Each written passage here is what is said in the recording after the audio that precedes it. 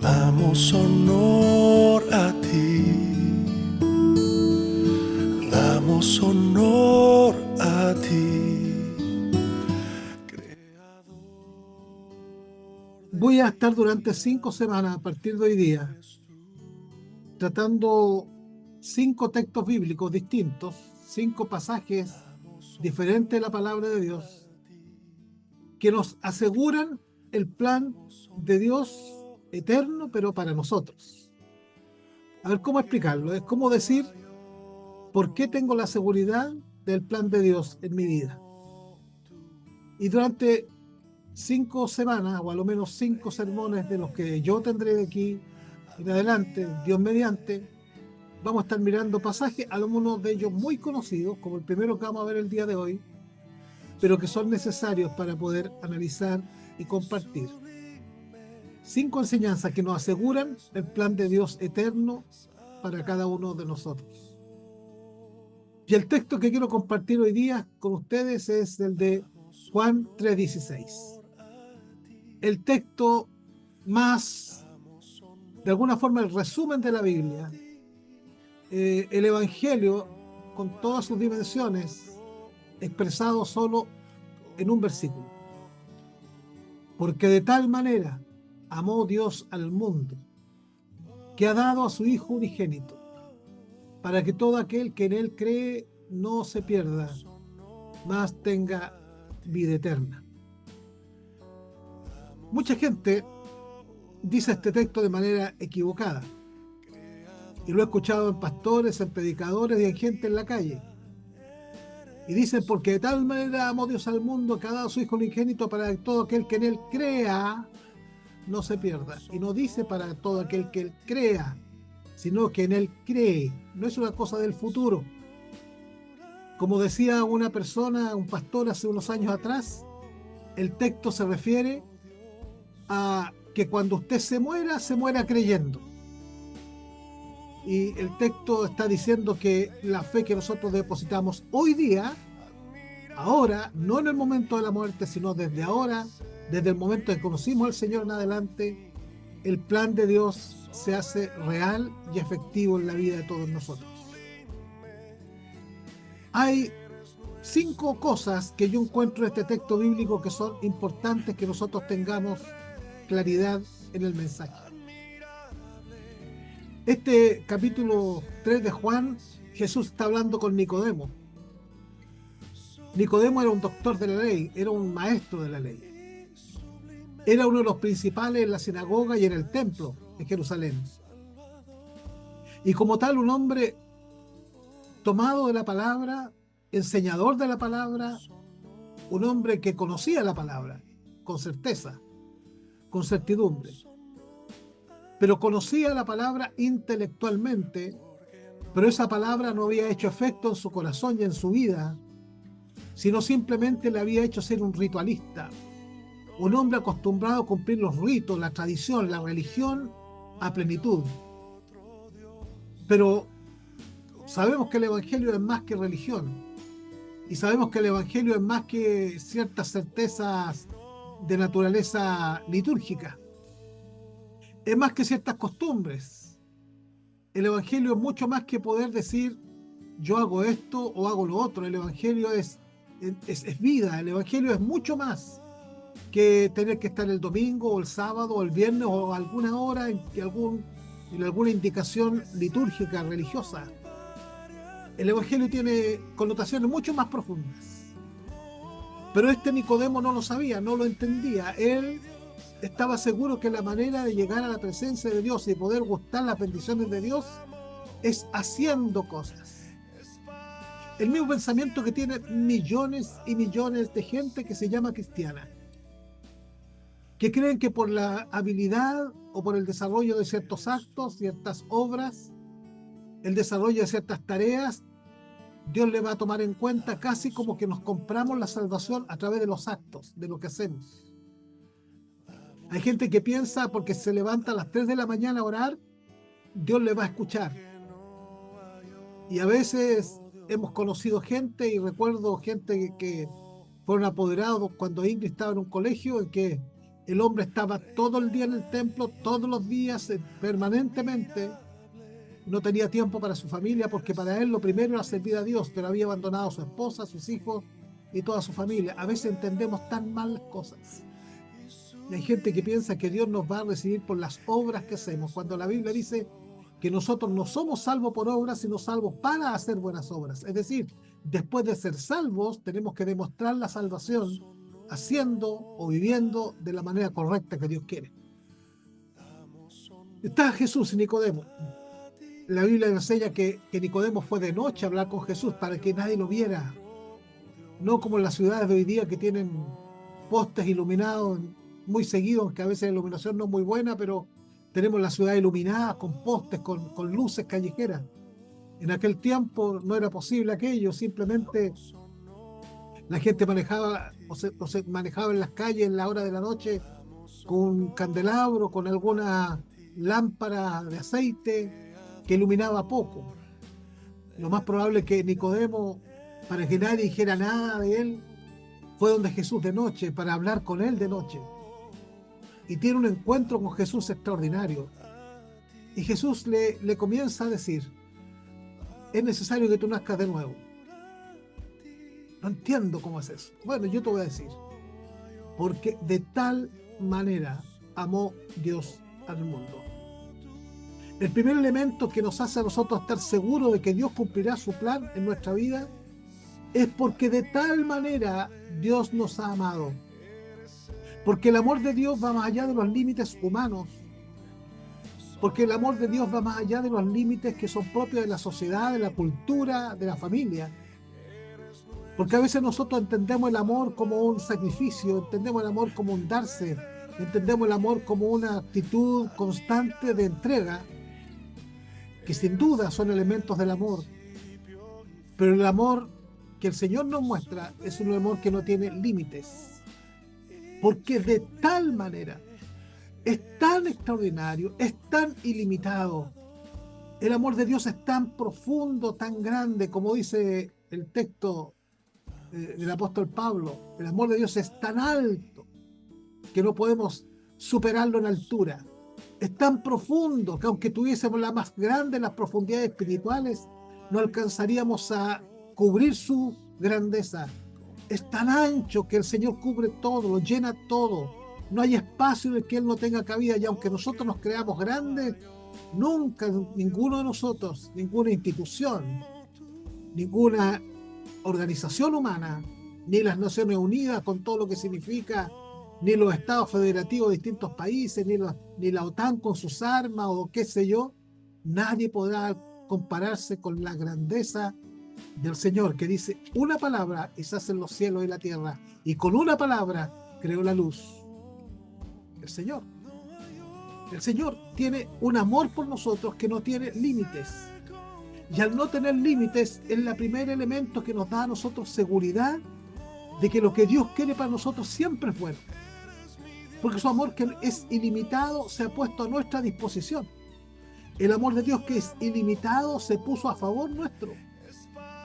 Porque si el amor de Dios fuera finito, pequeño, insignificante, todos nuestros pecados serían más grandes y mayores que Él.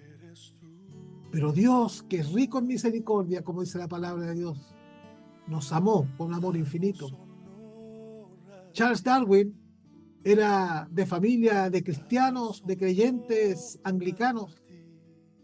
Él participó toda su infancia en la iglesia, pero llegó el momento en que la ciencia llenó su mente, cuando debemos saber que la ciencia no es enemiga de la fe. Más aún, yo diría que estos últimos años la ciencia ha confirmado la fe. Pero en ese tiempo había una dicotomía, una separación, un quiebre entre la fe y la ciencia. O tú confías en la fe o confías en la ciencia, como dos polos enemigos el uno del otro. Y Charles Darwin decidió irse por la ciencia. Empezó a hacer investigaciones, viajó por gran parte del mundo, incluyendo Chile, haciendo análisis de las especies.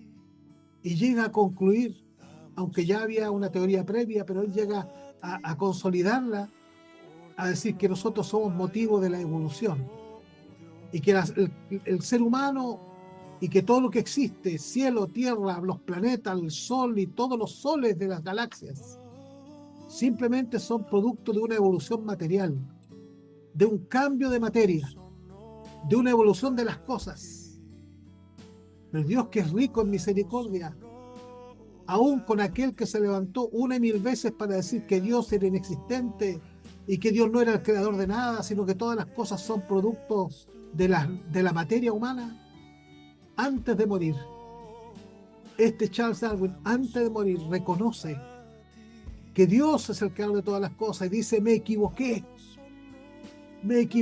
hay una evolución, pero la evolución es en base a lo que Dios creó y no para crear las cosas. Es que el amor de Dios es ilimitado.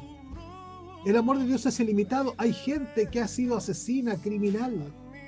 Ha sido gente que ha causado tanto daño y sin embargo antes de morir se arrepienten de verdad, piden de verdad perdón al Señor, y como el amor de Dios es ilimitado y va más allá del criterio humano, ha sido capaz de perdonar. Es como el texto bíblico cuando nos enseña a nosotros que habían unos hombres que llegan a trabajar al campo, uno llega en la mañana, otro más tarde y otro al final de la jornada, y cuando llega el momento de pagar, dice que el dueño del campo, el amo de ese lugar, empieza a pagar y le paga a los tres el mismo sueldo, el mismo salario. Y uno dice: pero esto es injusto. Unos llegan temprano en la mañana, otros llegan a última hora y le pagan lo mismo. Es injusto. Y lo que Dios está diciendo en ese pasaje es que para nosotros es difícil entender este amor ilimitado de Dios, pero cada uno de los que viene al Señor tempranamente o tal vez hasta tardíamente, según los conceptos nuestros, es recibido por el amor que no tiene límites, que es el amor de Dios. ¿Cuántos de los que conocen al Señor ya mayores le hubiera gustado conocer al Señor de niños? He escuchado de pastores, he escuchado de líderes de iglesia por muchos años. Yo conocí al Señor a los 40 años y considero que son 40 años perdidos. O yo conocí al Señor a los 60 años y toda mi vida la perdí y vine a traerle a Dios los rastrojos, las sobras de mi vida. Pero ¿sabe? Lo importante no es si uno llega en la mañana, en la tarde o la noche, en la jornada de trabajo. Lo importante es que la bendición es la misma. La bendición del perdón, la autoridad de Dios sobre nosotros es la misma. El primer elemento que nos dice que nosotros podemos vivir seguros del plan de Dios cumplido sobre nuestras vidas es porque el amor que Dios ha derramado sobre nuestros corazones no tiene límites. No tiene límites. Ese Dios perdonador, ese Dios clemente, ese Dios misericordioso se ha derramado plenamente por cada uno de nosotros. Y la demostración, el segundo elemento que vemos acá, es que la demostración no eran solo palabras. Porque de tal manera amó Dios al mundo, podría decir que ha dado lindos discursos, que ha dado grandes enseñanzas, que ha mostrado grandes pensamientos. No, la palabra dice en este segundo elemento: porque de tal manera amó Dios al mundo que ha dado a su único Hijo, a su Hijo unigénito. La demostración del amor de Dios es concreto. La demostración del amor de Dios es más que palabra, idea o planteamientos. El amor de Dios se hace verdad. Es capaz de tomar forma de siervo, hecho semejante a los hombres, y estando en la condición de hombre, ir a la muerte y muerte de cruz, como dice Filipenses 2. Es que Dios nos muestra no solo que nos ama, sino también nos demuestra que su amor es concreto, que su amor es verdad. Tenía la Biblia abierta en Génesis capítulo 22, cuando Abraham es llamado a sacrificar a su hijo.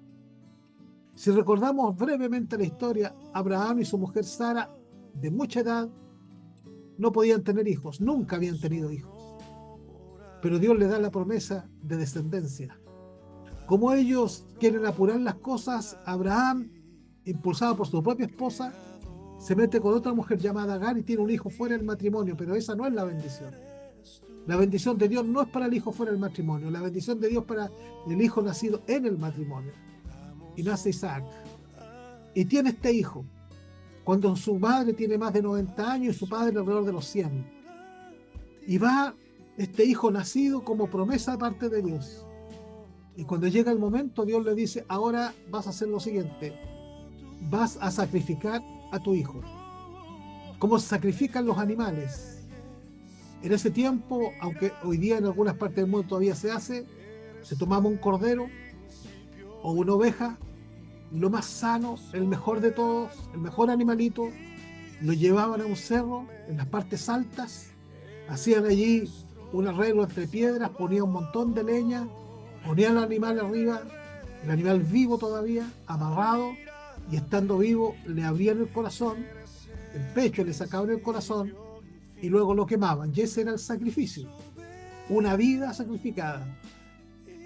Y Dios le dice a Abraham, sacrifica a tu hijo. Y Abraham, obediente, por eso es el padre de la fe, hace caso y lleva al hijo. Pero interesante, yo lo he predicado alguna vez entre ustedes, que siempre se menciona como si el niño fuera pequeño.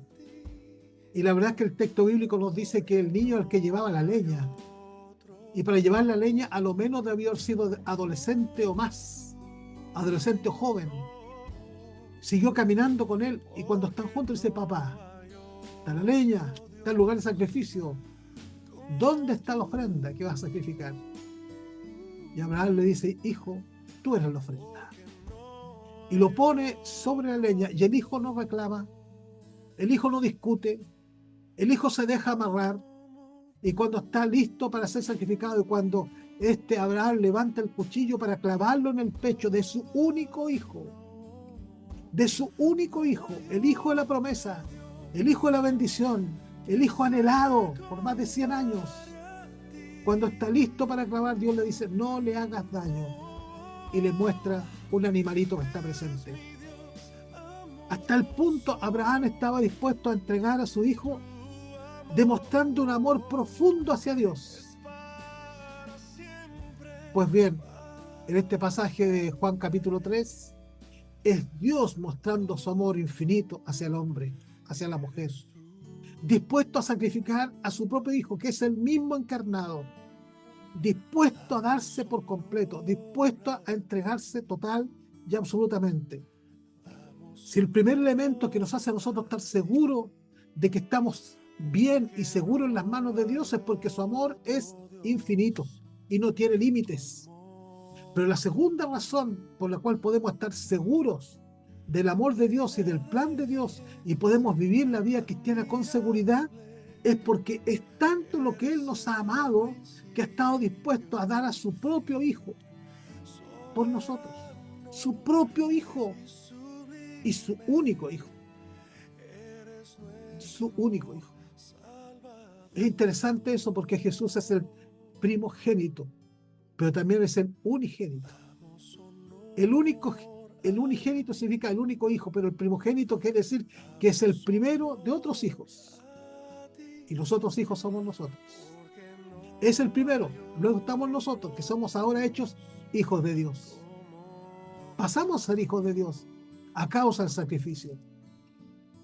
El amor de Dios no tiene límites, pero la entrega de Dios para nosotros tampoco tiene límites. Y ya hay un himno antiguo que nosotros no cantamos porque lamentablemente, y yo soy responsable de eso, hemos dejado de cantar himnos porque algunos consideran que los himnos son de otro tiempo, pero las letras de los himnos son espectaculares. Dice, mi vida di por ti, ¿qué has dado tú por mí? Y la pregunta que hace el himno lo repite una y otra vez. Mi sangre yo vertí, ¿qué has dado tú por mí? Fue a la cruz al sufrimiento, ¿qué has sufrido tú por mí? Jesús lo pregunta a través del canto, es un himno, no es revelación bíblica, no es inspiración de escritural, pero nos hace mirar a nosotros que la entrega de Dios ha sido tan total, tan completa, y a veces nosotros somos tan pequeños. A veces nosotros no estamos tan dispuestos a entregarlo todo. Estamos tan dispuestos incluso a poner excusas. Por ejemplo, voy a poner solo un ejemplo que yo sé que puede herir susceptibilidades, pero lo hago con todo el corazón pastoral. Hay gente, por ejemplo, que dice, ¿por qué hay que diezmar si eso es del Antiguo Testamento? No, esas cosas del Antiguo Testamento, eso no es del Nuevo Testamento, aunque el Nuevo Testamento se vuelve a repetir otra vez, pero esa es una ley de los judíos, eso no tiene que ver con nosotros. ¿Sabes? Porque nosotros siempre estamos tratando de sacarle la vuelta. Estamos tratando de dar excusas, de dar respuestas. No, es que no corresponde. Es que yo soy pobre, es que yo no tengo, es que me falta, que eso. Y el Señor dice, ¿sabe qué? El que no tiene, demuestra su fe, confiando en mí. Y el que tiene, demuestra su dependencia de mí, confiando en mí. Pero a veces nosotros buscamos la vuelta. Hay gente que dice, vamos a bautizarlo, y dice, no, es que yo no lo siento. Y la Biblia nunca ha dicho que hay que bautizarse porque uno lo siente. La Biblia dice, crees en Cristo, debe ser bautizado. Pero nosotros siempre buscamos la vuelta. Vamos a tener, hermanos, el culto en la mañana. Ay, pero en la mañana es muy temprano. Hagamos en la tarde, es que en la tarde estoy con mi familia. Hagamos en la noche, es que en la noche estoy preparando los trabajos para la semana. Siempre, y no estoy hablando de lazos de amor, estoy hablando de la iglesia en general. La gente busca excusas, pero Dios se entregó completo. Se entregó total, entregó su propio Hijo. Y cuando el Hijo estaba en la cruz, para que cargara con el pecado de todos nosotros, el Padre se apartó y el Hijo le dice, Padre, ¿por qué me has abandonado? Y lo abandona por una sola razón, porque al morir Jesús, muere la parte humana. Dios no puede morir, muere la parte humana. Y luego Dios lo vuelve a tomar en la resurrección. Pues el amor de Dios, entonces, en primer lugar, no tiene límites. En segundo lugar, el amor de Dios es concreto, es amoroso, es sacrificial. La tercera cosa por la cual nosotros podemos tener seguridad y vivir en plenitud la seguridad del Señor son por los alcances que tiene ese amor. Porque dice que de tal manera amó Dios al mundo que dio a su Hijo unigénito para que todo aquel que en él cree, los alcances de su amor son mayores a los que nosotros imaginamos. No dice, no es por nacionalidad, como creían los judíos, no es por estado económico, como dicen lo de la prosperidad, no es para los que viven la superfe, como son los de la doctrina de la fe. No, lo que está diciendo simplemente es que su amor, su disposición está abierta. Los alcances de Dios están abiertos, están absolutamente disponibles. Nosotros enseñamos, porque yo lo creo, sí, porque lo hemos creído y aprendido de la palabra, que Dios nos ha escogido desde antes de la fundación del mundo. Y por lo tanto Dios ha tenido una visión para con nosotros en que nos separó para Él desde antes que se creara el cielo, la tierra y el universo entero. Pero también el apóstol Pablo enseña en el capítulo 10 de Romanos que tal vez alguno que originalmente no está en la lista de los que Dios ha querido separar para sí, se da cuenta de la grandeza del amor de Dios y dice que si creyeres en tu corazón y confesares con tu boca, serás salvo. Y Dios abre la puerta. Dios abre la puerta a los elegidos, pero también a aquellos que se quebrantan y que están dispuestos a venir ante Él. Los alcances del amor son extraordinarios. Dios dice la palabra, no quiere que ninguno se pierda, sino que todos vengan al arrepentimiento. Y si Dios no quiere que ninguno se pierda, con mayor razón los que ya hemos entregado nuestra vida a Cristo. Si Dios quiere que ninguno se pierda, con mayor razón nosotros. No nos perderemos, la salvación está asegurada. Podemos equivocarnos, podemos fallar, podemos hacer un montón de barbaridades, pero el amor de Dios no cambia, los límites de Dios no se transforman, sigue amando, sigue perdonando. Cuando Cristo fue a la cruz, lavó nuestros pecados, y cuando nosotros creemos en Cristo, son perdonados todos nuestros pecados pasados, nuestros pecados presentes y nuestros pecados que vienen hacia el futuro, porque el pecado nos separa de Dios, pero Cristo nos ha unido con Dios. Somos perdonados. De tal manera que los alcances de su amor son extraordinarios. Quieren alcanzar a todos, quieren guardarlo a todos. En cuarto lugar, la cuarta seguridad que nos da la palabra en este versículo dice, porque de tal manera amó Dios al mundo, primero, que ha dado a su Hijo unigénito, segundo, para que todo aquel que en él cree, tercero, y lo cuarto, para que no se pierda. Porque los alcances de la oferta del amor de Dios, los alcances de la promesa del amor de Dios, nos aseguran de que no nos perderemos. No nos perderemos. ¿Sabe cómo dice Romanos capítulo 8? Lo voy a leer literalmente. La verdad es que me lo sé, pero quiero literalmente para no tener errores en la lectura. El apóstol Pablo, escribiendo a los Romanos, capítulo 8, dice de la siguiente manera: ahora pues, ninguna condenación hay para los que están en Cristo Jesús. Ninguna condenación hay para los que están en Cristo Jesús. No hay condenación posible. Este es el cuarto elemento que nos puede a nosotros dar seguridad del plan de Dios para nuestra vida. Él no tiene un plan para que nos perdamos. El plan de Dios es que ninguna condenación hay para nosotros. Ni una sola condenación. No hay nada. Pues yo no sé si usted quisiera decir gracias, Señor. ¿Cómo decir gloria a tu nombre, Dios? Porque siendo como soy, ninguna condenación me espera, sino por el contrario, me espera la gloria, la bendición, la eternidad. Gracias, Señor, porque lo que me espera es mucho mejor de lo que yo imaginé. Este cuarto elemento nos dice que lo que Dios está diciéndonos, o lo que Dios nos está presentando a nosotros, en este caso Jesús a Nicodemo, es que cuando uno se toma del Señor, eso es con seguridad, eso es para siempre, de tal manera que ninguno se pierda, ninguno. Hay gente que llega a la iglesia y al poco tiempo se van, y uno se pregunta, ¿son salvos o no son salvos? Bueno, pero la primera cosa, la salvación tiene que ver con haber entregado la vida a Jesucristo. Si la persona no le entregó su vida a Jesucristo, podrá haber sido parte de la iglesia 50 años, nunca fue de Cristo. Porque la única forma para ser de Cristo es entregándole la vida al Señor. Es poniendo nuestra vida en sus manos. Como lo he enseñado muchas veces, mis pensamientos, mi manera de entender, mi manera de ver, mi manera de oír, mi manera de hablar, mi manera de sentir, mi manera de trabajar, mi manera de vivir, todo lo pongo a los pies de Cristo. Todo se lo doy a Él. Y como yo le doy todo a Él y se lo ofrezco a Él, con mis imperfecciones, con mis fallas, con mis errores, todo lo pongo en los brazos de Él, Él entonces me dice, ahora tú ya no te pierdes. Ahora ya no te pierdes. Confía. Ya no te vas al infierno. Confía. Ya no te vas al despeñadero. Confía, no te vas a ir a la perdición. Quiero decirte que porque tú has creído, tú tienes vida eterna. Y no te vas a perder. No te vas a perder. No hay para ti ni para mí pérdida. Al contrario, estar en Cristo solo es ganancia. Solo es ganancia. Solo es eternidad. El quinto elemento de la promesa. Este versículo de Juan 3:16. El quinto elemento es para que todo aquel que en él cree no se pierda, mas tenga vida eterna.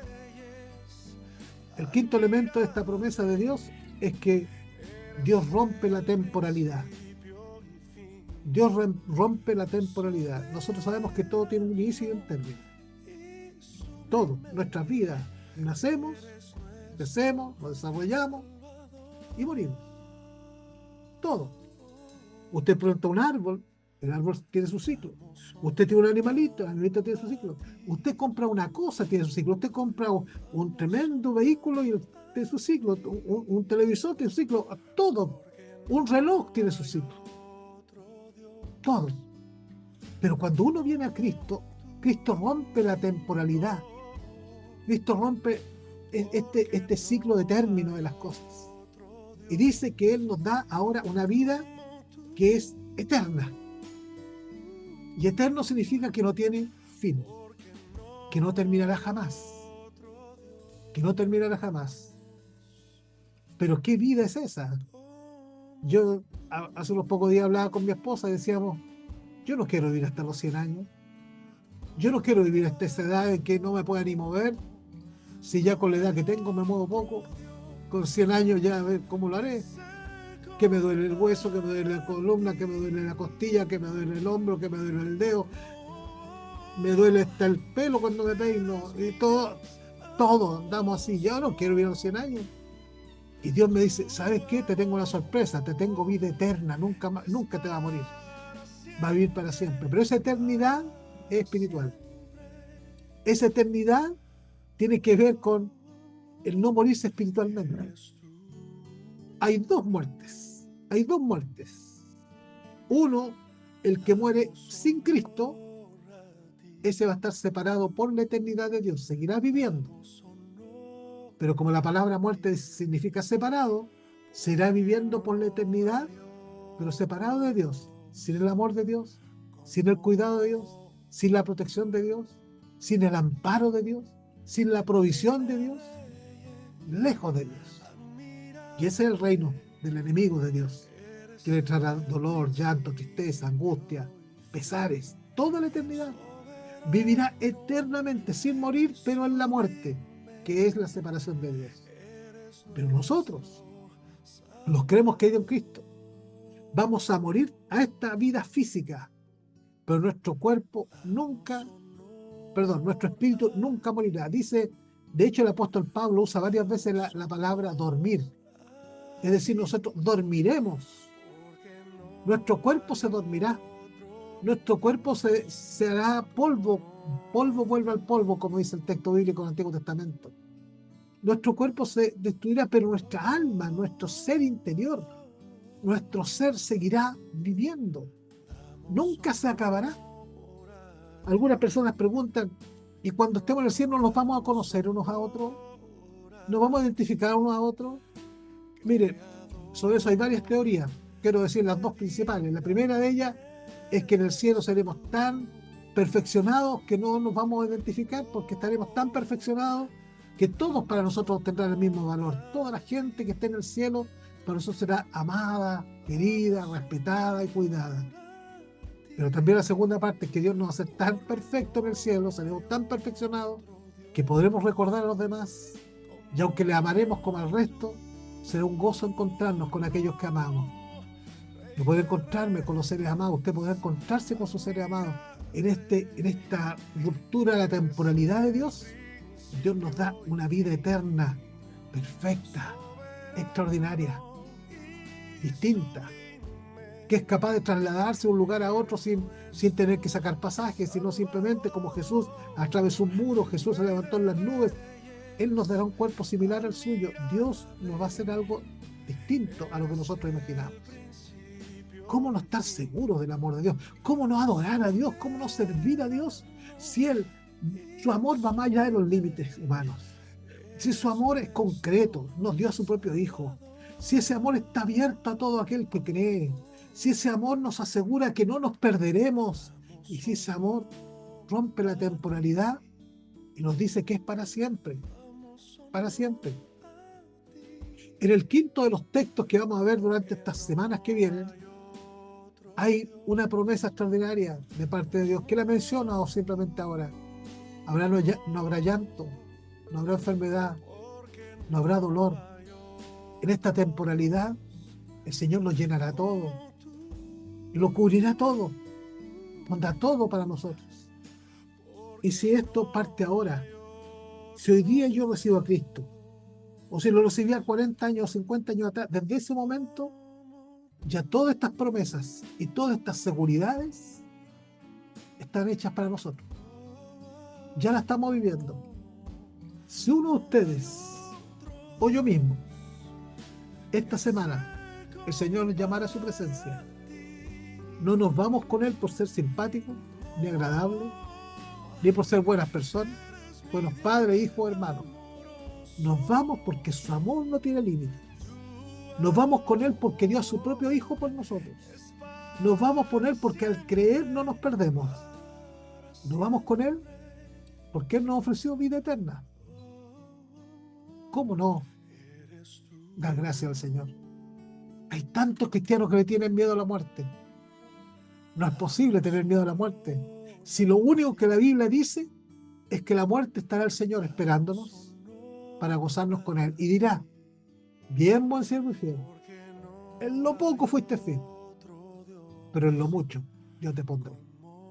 Confiemos en el Señor, esperemos en Él, porque su gracia no tiene límites, porque su gracia es incomparable y porque Él sabe hacer mejor que nadie las cosas buenas para nuestra vida. Les animo a fortalecerse cada día en el Señor y tener esa seguridad que solo Dios puede darnos. Que la paz y la gracia del Señor sea con todos nosotros. Amén. Damos honor a ti. Damos honor a ti. Porque no hay